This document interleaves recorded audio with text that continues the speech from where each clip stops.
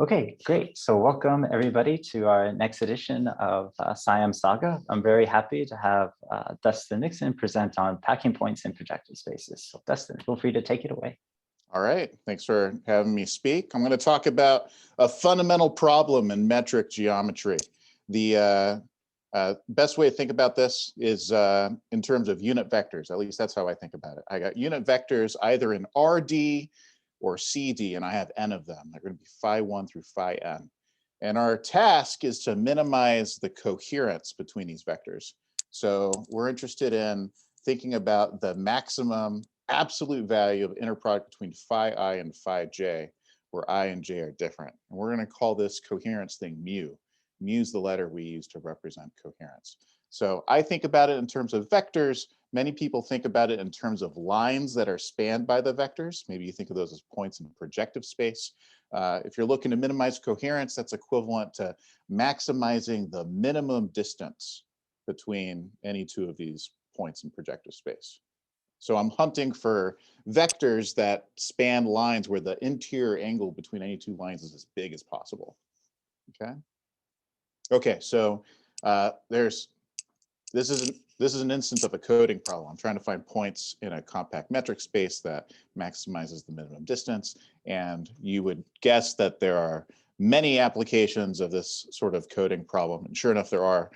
One application is digital fingerprinting. So in this case, these vectors would play the role of a fingerprint that you add to an image or a movie file before distributing it to people. So you add a personalized fingerprint to each copy of the movie. And that way, if there's a certain copy that gets popular on the internet due to media piracy, you can figure out who the culprit is.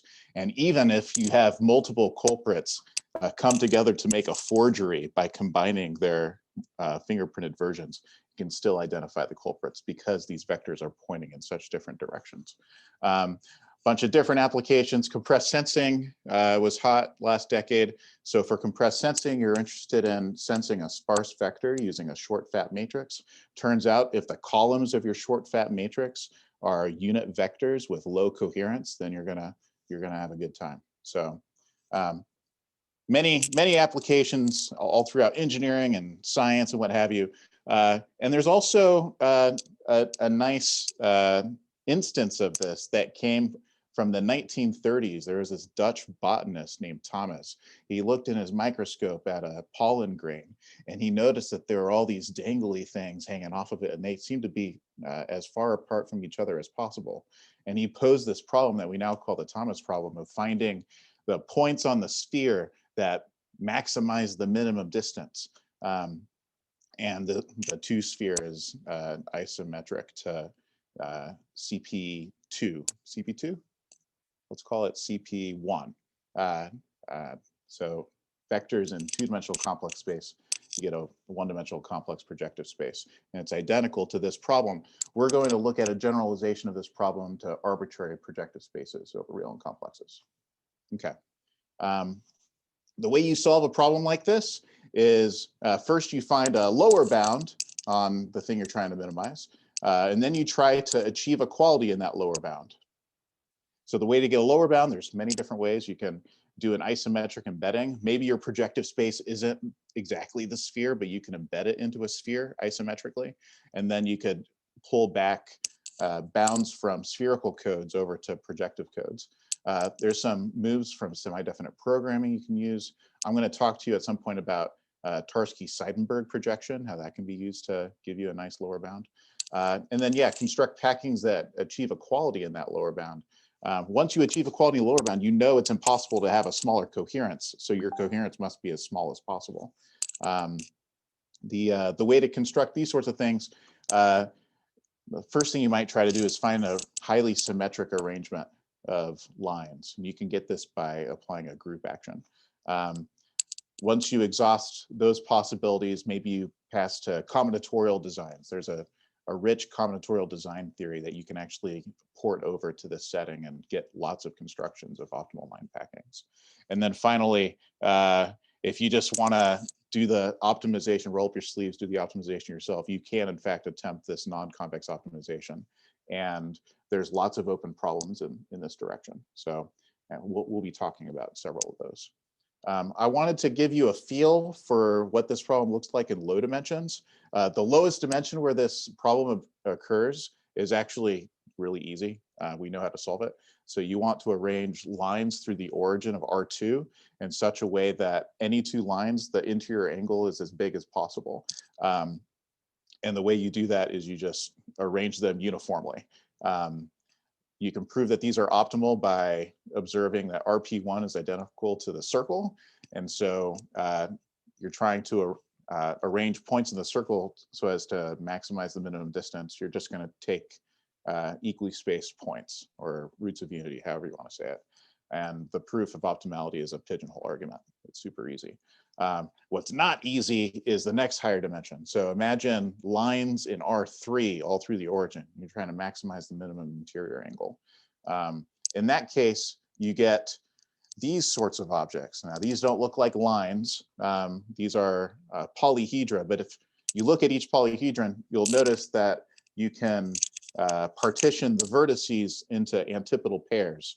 So for each antipodal pair, I want you to imagine the line that passes through those 2 points. All of the lines are going to intersect at a common point in space that we'll call the origin. And it's from the perspective of that origin, we're trying to maximize this minimum interior angle. So in the case of 3 lines, you could think of them as being the X, Y, and Z axes.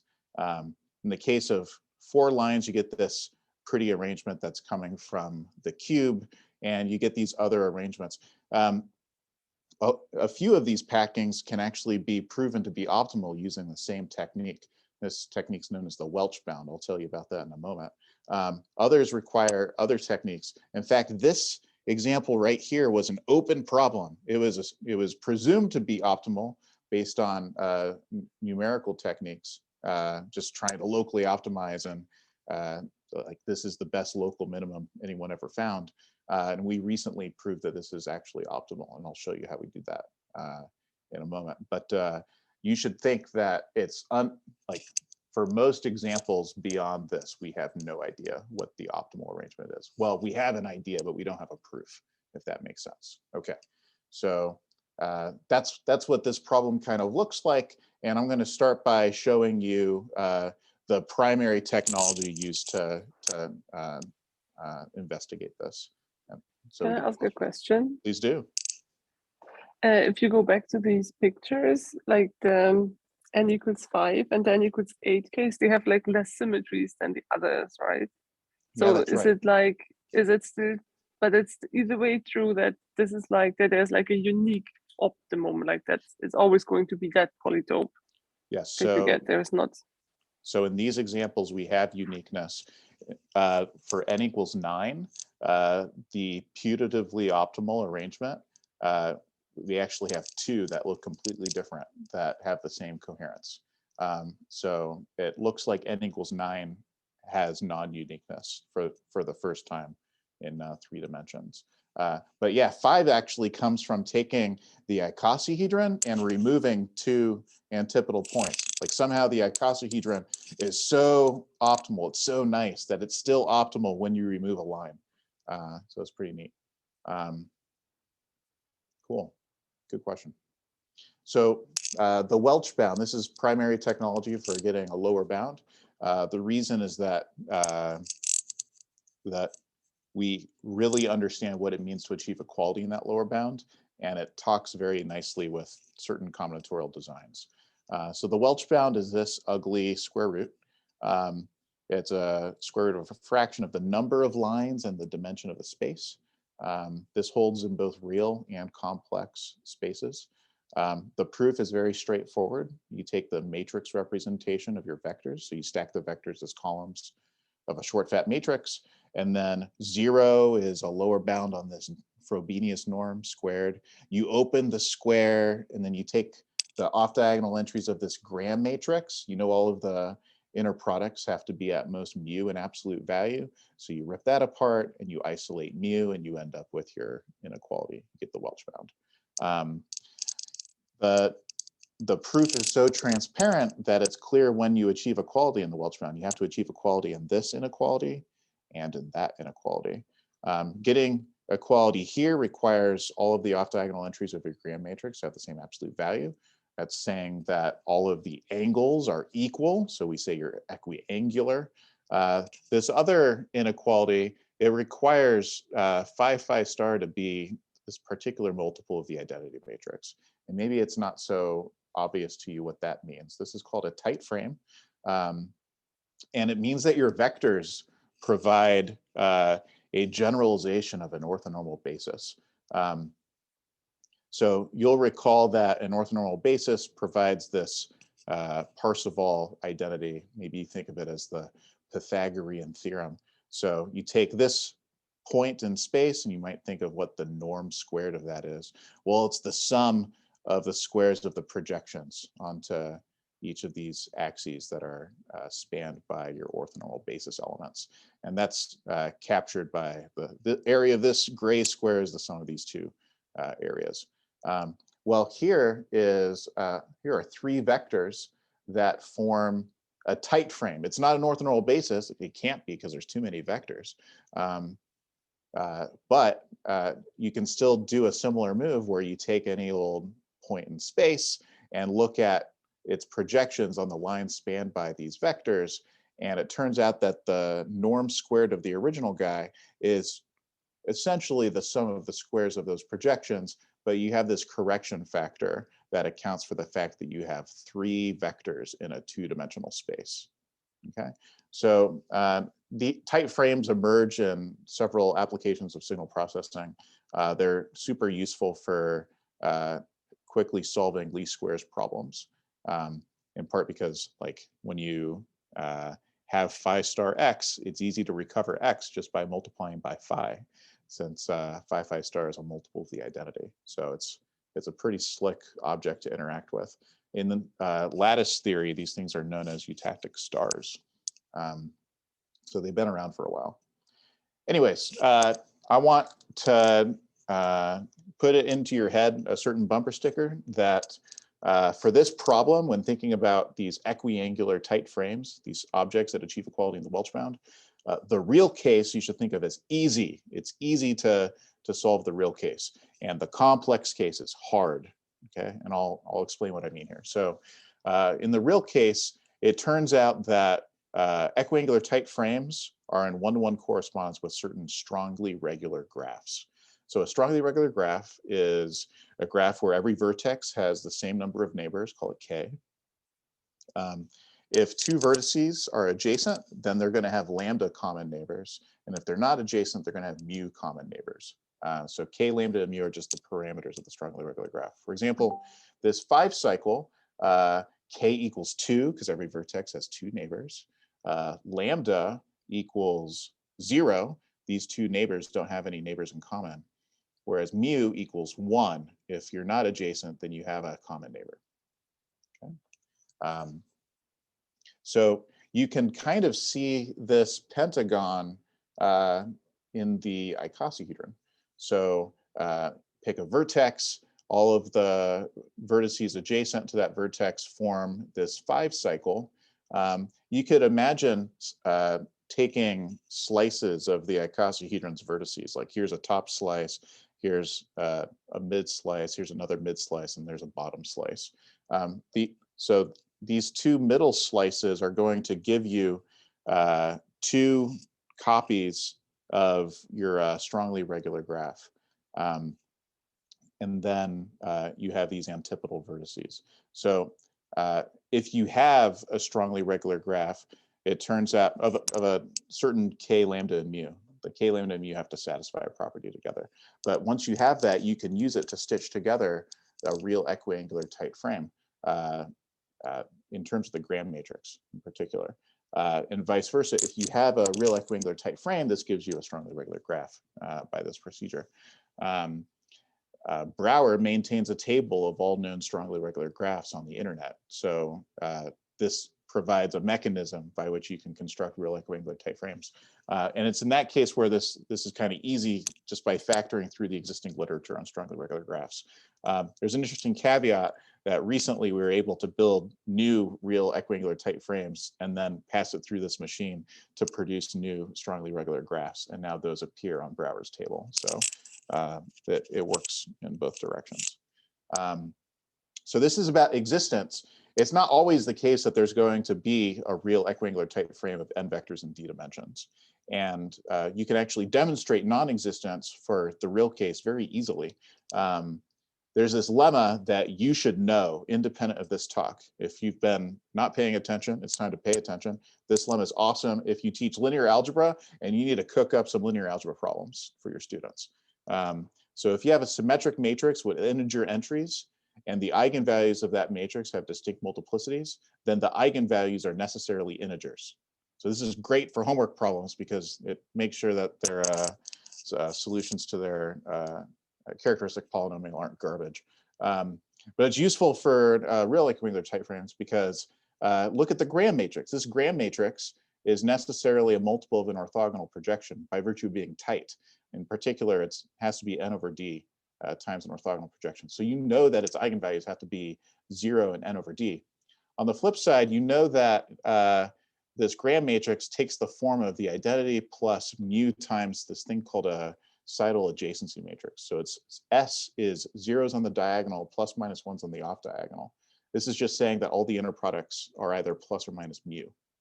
And that's captured with these off diagonal entries of the Graham matrix. But S is a symmetric matrix with integer entries. So you know that provided that the two eigenspaces are different dimensions, so D is not half of n, then you know that all of the eigenvalues of S have to be integer. So that forces these two numbers to be in this shifted and scaled version of the integers. Remember, mu is some terrible square root. So if you unravel all of the logic, you're forcing these terrible numbers to be integers. You're not going to have a equiangular type frame of n vectors in d dimensions unless these two terrible numbers are both integers. So this ends up ruling out a lot of cases of dimensions and numbers of vectors for hunting for an equiangular type frame in the real case. You would think, maybe you would hope that this is a sufficient condition. It turns out that you can show that there's no equiangular type frame of 76 vectors in R19. And even though those numbers actually satisfy these integrality conditions. But anyways, you should think of the real case being easy because we have all this non-existence theory. And it's super helpful for navigating when to find a new equiangular type frame. By contrast, the complex case is completely different. Everything is hard. So we have no analog of strongly regular graphs. So there's no combinatorial, like the combinatorics was coming out of the fact that the Graham matrix off diagonal entries are either plus mu or minus mu. Now there's some weird phase times mu, and there's a continuum of phases available. So it really destroys whatever combinatorics there used to be.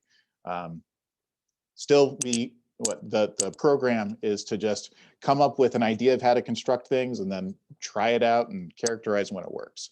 So try it for group actions. When can an abelian group, like maybe you have a representation of an abelian group, you spin up a vector, when is that going to be an equiangular type frame? Use the Heisenberg-Weil group, whatever.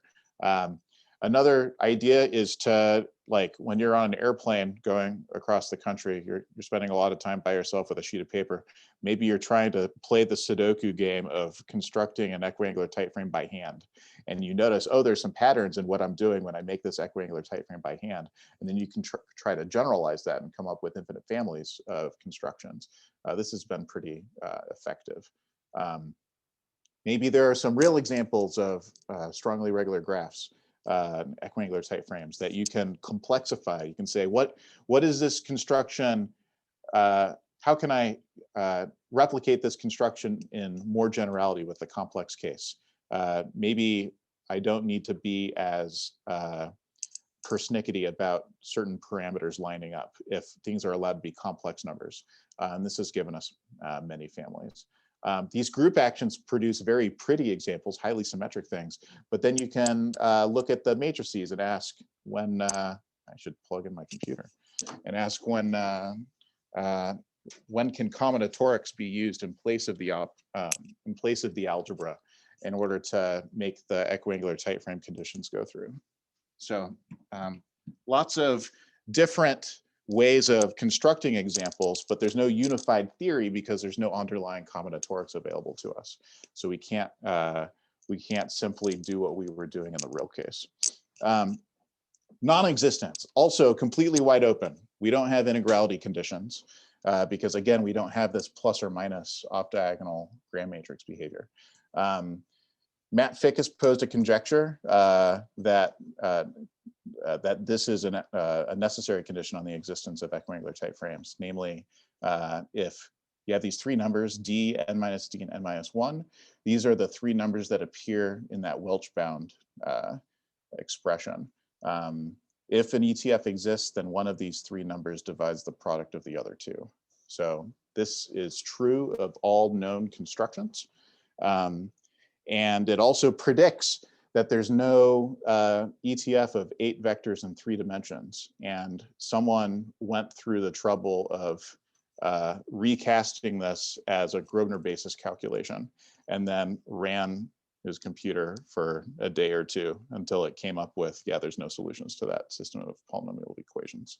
So it's pretty rough that the smallest case that was open required a day's worth of computer calculation. So we're very interested in any sort of ideas on how to tackle this conjecture in other cases. Okay, I wanted to give you We have a question, Dustin. please. So Jordan asked or wants to understand the complex case of maximizing coherence or the complex case of finding examples where equality in Welch is realized.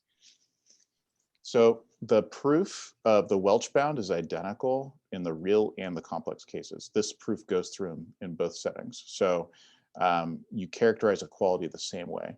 So you want the Welch bound equality in the complex case requires a tight frame. And also that the frame vectors are equiangular in the sense that the modulus of these inner products are all equal the same number, and they're going to equal this coherence parameter mu. Does that answer the question? I think so. If not, he can put a follow-up. So I wanted to give you a taste of what these group action constructions look like. So we'll look at how to spin up an equiangular tight frame with an abelian group. So everything factors through this cool observation where if you take this particular subset of Z mod 7, these are actually the quadratic residues, mod 7. So I'm viewing this as an indicator function of that. Now take the Fourier transform of this guy and then take the modulus squared of that Fourier transform. You're going to get a spike at 0, and then it's going to be flat otherwise. This spike plus flat phenomenon is coming from the fact that D is something called a difference set. This 1, 2, 4 forms a difference set. So you can see this from the difference table. So 1 minus 1 is 0, 2 minus 1 is 1, 4 minus 1 is 3, etc. If you take the histogram of all of the numbers that appear in the body of this difference table, you'll get a spike at 0, and then all of the other numbers will appear exactly once. Okay. So somehow it's really what this function is. It's the Fourier transform of this histogram, and that comes from the Fourier convolution theorem. The reason this is interesting is that this right here, the Fourier transform of the indicator function of D ends up being the first row of the Gram matrix of a frame that's obtained by grabbing the first, second, and fourth rows of the discrete Fourier transform matrix. You can express this in terms of a group action. So you have this particular representation of Z mod 7. These are diagonal matrices with roots of unity on the diagonal. And then you spin up the all ones vector, and it gives you an equiangular tight frame with Gram matrix coming from this Fourier transform. So the cool interaction between Fourier analysis and combinatorics and representation theory. Cool. So that's the Welch bound, and that's an entire direction of research that the community has taken. I wanted to show you some things that's beyond the Welch bound. This stuff is a little harder. So You might wonder, what are the best known packings? So Neil Sloane maintains a catalog of all the best known packings in the real case for sufficiently small dimensions and sufficiently small numbers of lines. In the complex case, Neil Sloane does not maintain a table. This is a great opportunity for students who want to like show off their coding skills or whatever, to try to come up with the best known packing in the complex case. You can imagine lots of different optimization routines, maybe some algebraic routines being used to come up with good packings here. And let's say you have a student that comes up with a really good packing of so many lines in complex space.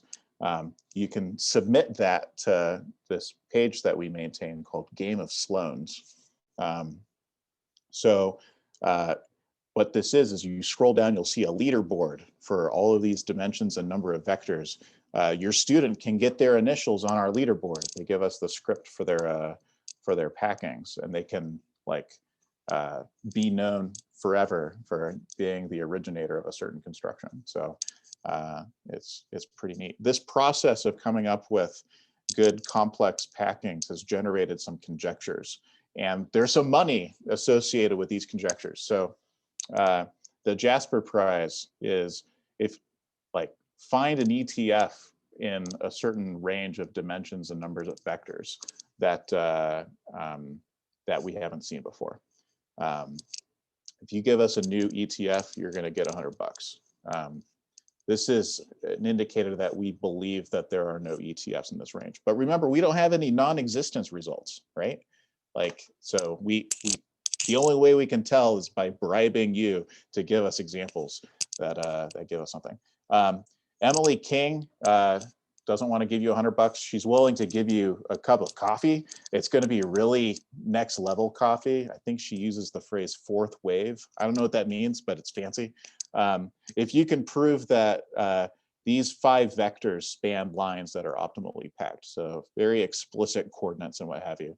So if you have a way of proving that certain things are optimal, maybe you have a way of getting a lower bound or something, then you can get a cup of coffee from Emily. Okay, so how do you get lower bounds? There are a few standard ways to get lower bounds. You know about the Welsh bound. There's also this thing called the orthoplex bound and the Levenstein bound. These are obtained by using a linear programming bound. It's based on some work of Delsart.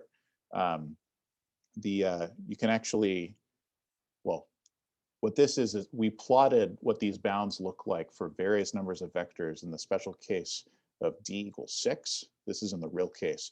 The black dots correspond to the best known coherences given by Sloane's data set.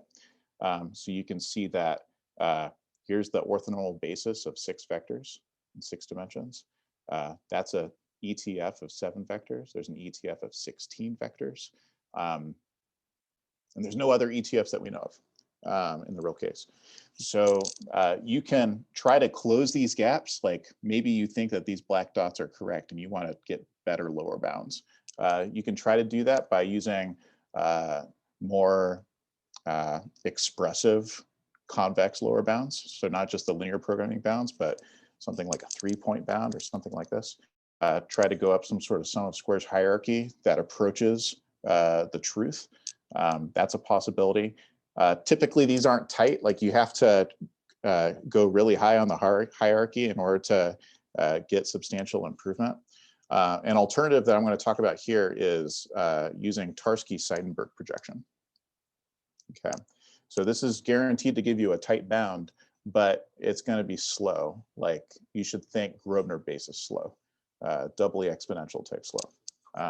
Okay, so let me tell you how Tarski-Seidenberg is an appropriate tool to use in this space. So I want you to think of the set of all gram matrices, comma, number x. So this is an ordered pair. I want G to have rank D. I want the diagonal of G to be all 1s. I want G to be positive semi-definite, and I want X to be an upper bound on the square of the coherence. So the square of the biggest off-diagonal entry of G. Okay. This is a semi-algebraic set. It's described by polynomial equalities and inequalities. There's a cool thing that you can do here is imagine just projecting onto the x coordinate of this set. Okay, that's going to give you an interval. The interval is going to go from the smallest possible coherence up to, I guess, 1 by Cauchy-Schwarz. And if you just minimize what x could possibly be on that interval, like what's the leftmost point of that interval, that gives you the smallest possible coherence in this setting. The cool thing is you can actually accomplish this projection by an implementation of the Tarski-Seidenberg theorem. So Tarski-Seidenberg says that the projection of any semi-algebraic set is also semi-algebraic. And you can implement this using cylindrical algebraic decomposition, which is available in Mathematica. So again, the sad thing is this requires double exponential time in the number of variables if you're going to implement it naively. So if we're going to score anything out of this, we need to be less than naive. So focus on the real case so you get only half the number of variables, and you can exploit some combinatorial signal in order to get rid of even more variables. So think of the contact graph as being the, you say 2 points are adjacent if the corresponding lines achieve equality in the coherence. And then say a graph is D-secure if it satisfies a certain combinatorial thing. I'm not going to get into the details here. The point is that the contact graph of any optimal packing satisfies this combinatorial feature necessarily.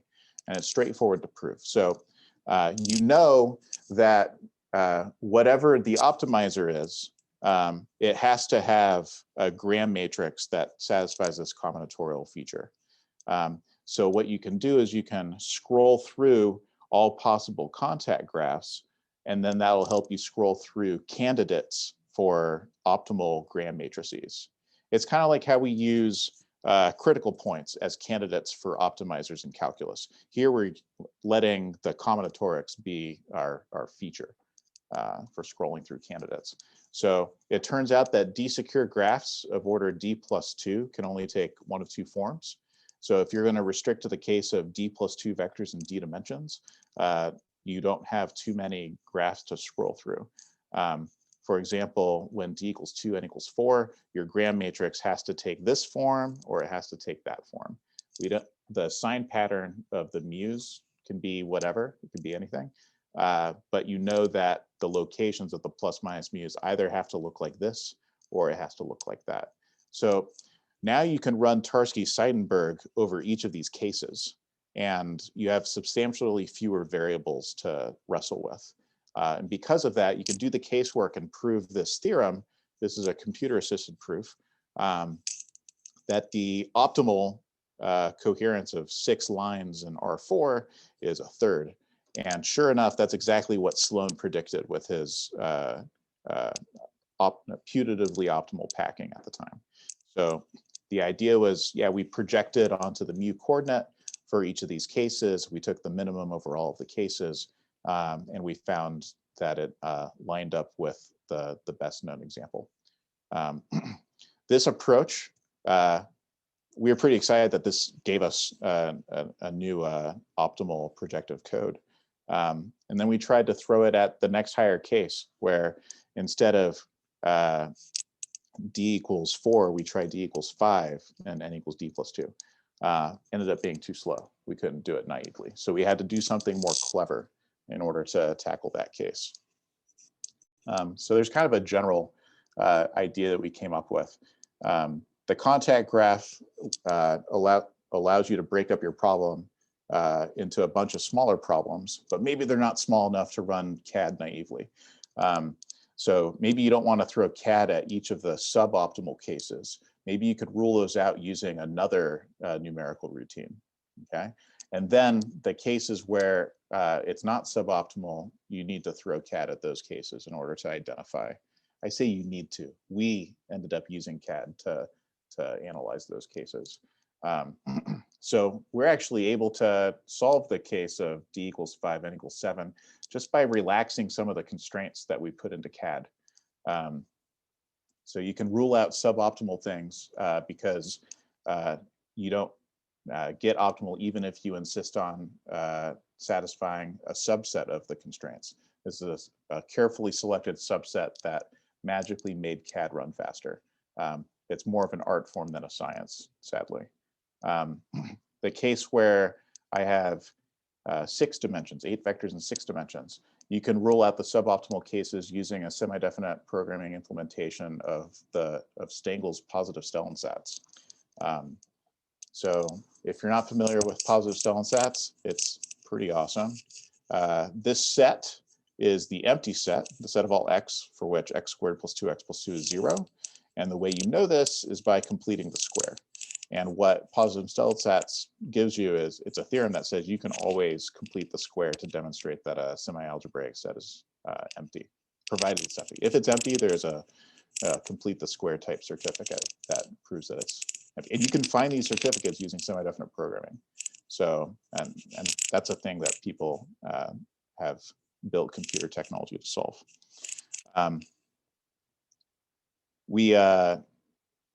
We ruled out suboptimal cases in the case of d equals 3, n equals 8. Remember, this is the example that I said was open at the beginning. We ruled out suboptimal cases using spherical geometry and linear programming. So this was very much married to the fact that we were looking at the projective plane, which you can think of as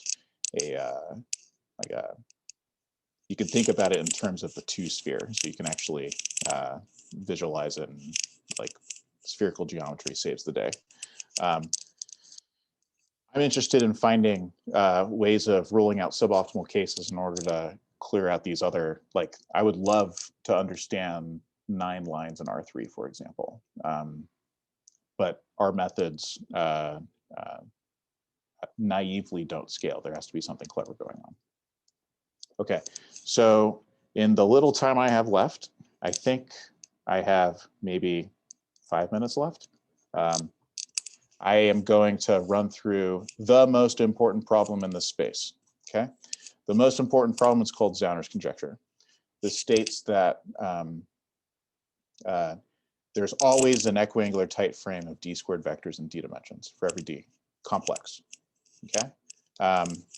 It says that this thing exists, and it even says that it has very particular structure, like you can spin it up using a particular group. These are known in quantum information theory as symmetric, informationally complete, positive operator valued measures, which is kind of a mouthful, so they just call them seeks. They say that, they pronounce that seek, not sick, seek. Can you believe that? Okay. So we don't even know that there are infinitely many examples of these things. Like that, we don't know if there are infinitely many dimensions for which there exists a seek. We only have finitely many constructions, but for every sufficiently small dimension, we have numerical evidence that these things exist. So it's pretty frustrating that we can't get an infinite family of these things when they obviously exist all the time. So the construction uses the Schrdinger representation of the Heisenberg-Weyl group. So you take all translations and modulations over like ZD, or I guess complex d-dimensional space, but you think of it as functions from Z mod D to C. And then you do translation in terms of that underlying group. And you also do modulation in terms of that underlying group. So if you take a seed vector, you imagine taking all translates and modulus of this, you're going to get d squared lines because you actually have d cubed vectors, but they come in antipodal batches of d based on these d roots of unity that pop out from the center of this group. Okay, so the way to tell whether a seed generates a seek is you minimize this potential. So the seed vector phi, if you take the sum of the squares of these products of entries of phi and complex conjugates, it turns out that this number is always at least 2 over d plus 1 with equality precisely when it's the seed of a seek. Right? When you spin it up using the Schrdinger representation of the Heisenberg-Weyl group, you end up with a seek. And what people have done is they've locally minimized this potential over and over again with different initializers. So many spurious local minimizers that they get stuck in, but they keep going. They keep finding new ways of initializing, and finally achieving equality. They always manage to eventually achieve equality in this lower bound for every dimension that they try. They've thrown supercomputers at this problem, and they end up getting numerical solutions to the seek problem. And when I say numerical solutions, I mean they have like precision, like I think 16 digits of precision, but then if you ask them, they can boost it up to arbitrary precision. And that's actually useful for doing this cool thing. Let me tell you about this cool thing. So you could try to phrase this like achieving equality in the lower bound as just a system of polynomial equations. So then you could try to solve that system using by computing a Grosvenor basis. It takes forever when D is too big, but you can actually do it when D is small enough. And when you do that, you get this emergent feature to pop out that no one understands. And it's amazing. Whenever you have a solution to this, you look at the seed vector multiplied by its conjugate transpose. So this is the orthogonal projection onto the line that's spanned by phi. The entries of this always, in all of the cases, they lie in an abelian extension of this real quadratic field, okay? So I don't know where D minus 3 is coming from. D plus 1, I could see that popping up in the equations, that's fine. But for whatever reason, these coordinates always lie in an abelian extension of this thing. So people have used this feature in order to take these numerical solutions. They'll locally optimize to get tens of thousands of digits of precision, and then they'll do a clever routine to somehow round to the nearest member of these number fields. And then they have explicit coordinates for what a true ETF is, like in exact coordinates, and then they can verify symbolically that they actually have an ETF. So it's comical what happens here. So blue is what they had with Grosvenor basis technology. Red is when they do this rounding procedure. The horizontal axis here is the dimension. So it's going up to like, I don't know, 40 some dimensions.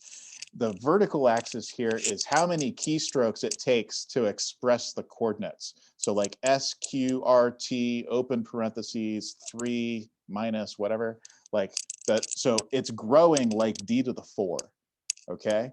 So these 48 dimensional things, I saw a printout. No, I didn't see a printout. They told me what the printout would be. If they put it in 0.8 font with narrow margins, it would occupy 1,000 pages. So it's ridiculous. It's not the correct way of describing these objects. But we have these real quadratic fields floating around, and it's starting to smell like Hilbert's 12th problem. Stark has these conjectures that you can express members of these number fields using a particular numbers, that these things called Stark units, involving some crazy zeta function thing that I don't completely understand. But Gene Kopp is he's an algebraic number theorist who started thinking about this problem, and he figured out that he can express seeks using these Stark units, at least in practice. He's able to get it going for dimensions 5, 11, 17, 23. He has a general recipe that appears to work whenever the dimension is an odd prime that's 2 mod 3. His construction is guaranteed to work, assuming a strengthened version of the Stark conjectures. And he's currently working on extending this to dimensions that are not just odd primes that are 2 mod 3. So that's pretty exciting. But the end state here is, okay, Zauner's conjecture is true conditioned on a strengthened version of the Stark conjectures. Like that's the direction this program is headed, which is exciting, but I want a proof of Zauner's conjecture. So you might wonder, maybe we can go non-explicit. Maybe we can use like a fixed point theorem or something to try to find these things. This is something that Peter Shor was thinking about 12 years ago when he posted this question on Math Overflow. I've circled back with him after the fact to see if there's any traction on this direction. He says he hasn't lost hope, but I haven't seen a paper on the archive yet, so that's neither here nor there. Here's another possibility for an implicit proof. Instead of looking for equiangular tight frames that are spun up by the Heisenberg-Weyl group, maybe relax to biangular tight frames. So you allow 2 angles. So empirically, you end up with a curve of solutions now. And the cool thing about this curve is that there are obvious, like there are biangular examples that that we know about. One is when you spin up the all ones vector, you're going to get a trivial biangular thing. If you use existing examples, you can show that there's an equiangular tight frame by the intermediate value theorem. Like there's a point where the angles look like this, and there's a point where the angles look like that. And so by connecting the dots, you end up with somewhere in between, there's a point where the angles line up with each other. And so it's an open question whether this approach has legs. But overall, there's a slew of open problems to think about in this space. I invite you to consider it. These papers might be of interest to you, and that's my talk. Wonderful talk. Thank you very much. So if there are other questions, people should feel free to post them in the chat. Otherwise, we can break off into informal discussion where people can unmute themselves and turn on their cameras. Maybe a bit more informal if you can stick around, Dustin. Sure. You said while people think about questions, you said we should Google short fat matrices, but you want to say what a short fat matrix is.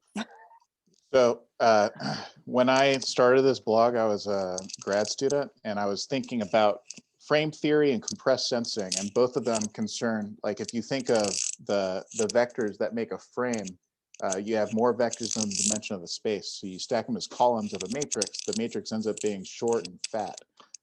Compressed sensing deals with the same class of matrices. But yeah, the name's Nice. sketchy, so it's stuck. Yeah. Sounds very sympathetic.